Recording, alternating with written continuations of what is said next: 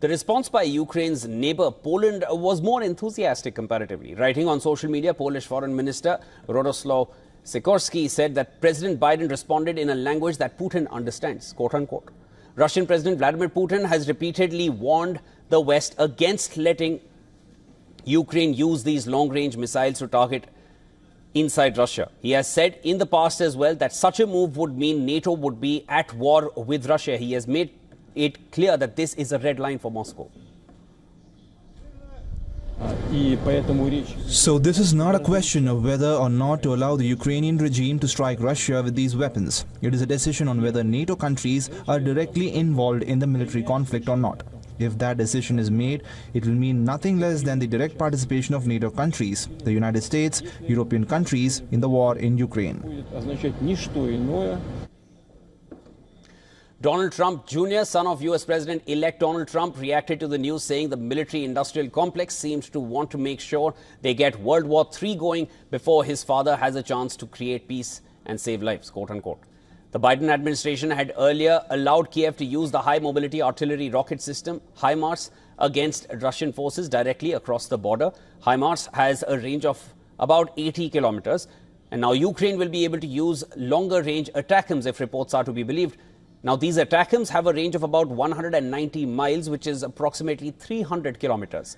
And that means they can target deep inside Russia beyond the border. The U.S. decision may also come in play on the use of Storm Shadow missiles and Scalp missiles, which are also in Ukraine's possession, but they don't have permission to use it inside Russia yet. The British and French militaries have given the Ukrainians a limited number of these Storm Shadow and Scalp missiles. They have a range of about 250 kilometers, which is less than the American missile system.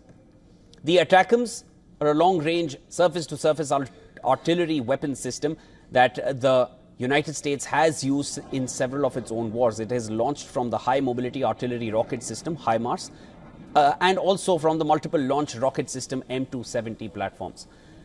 The missiles are expected to be used in the Kursk region, where Ukraine has been fighting a Russian counter-attack. Of course, Kursk is a region inside Russia where Ukraine has invaded. Now, Biden's decision to allow use of long-range weapons into Russia comes as Donald Trump is set to return to power in January. And one of the claims that Donald Trump made across and through his campaign was that he can bring peace in the region. He can call off the war within one day. How he plans to do that, he has not given much details on that. But this decision from Biden clearly will play spoilsport in those plans for Trump. Now, Trump's vice president-elect J.D. Vance has outlined a plan to end the war. It would allow the Russians to keep the Ukrainian territory that their forces have seized. The Ukrainians hope that they would be able to trade any Russian territory they hold in Kursk for Ukrainian territory that the Russians hold at this point. And this may be the way forward for future negotiations.